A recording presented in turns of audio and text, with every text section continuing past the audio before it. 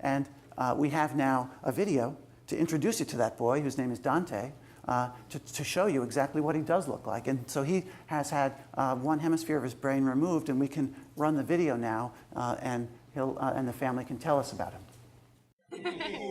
So Dante's a 10-year-old boy, and although the right side of his brain is removed, he still acts like a 10-year-old boy, which is awesome.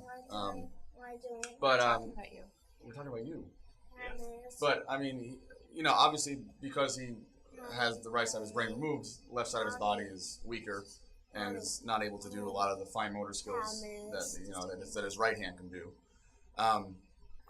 But I mean, he goes to school. I mean, he can read. He talks. He's been riding horses since he was 1 year old, and he loves bowling. What his major love is bowling. And, we're bowling all the time.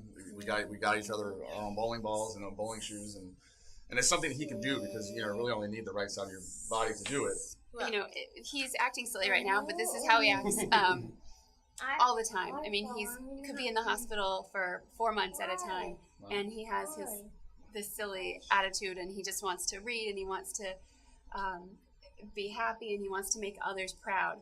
And so I think he has a drive within him that has helped him come so far, because even the worst of times when maybe the seizures have returned and we're back in the hospital and the neurosurgeons come along and they really don't have any answers for him, they'll say, well, wow, I'm just really impressed with who he's become. I never really thought he'd be who he is today. And he's just, he likes to prove everybody wrong, and I love that about him. So I just want to thank Dante's family, for appearing on the video. Dante's mom's a high school teacher herself, so she also shares our commitment to trying to get people inspired about science and to try to help build the next generation of scientists. So you can see that Dante's not normal, but he can talk, he can read, he goes to a special school. You can see he's particularly weak. His left arm is the weakest part, but that right hemisphere wasn't working anyway, and so that's no worse than he would have been if that abnormal brain had been left in there, and everything else is much better.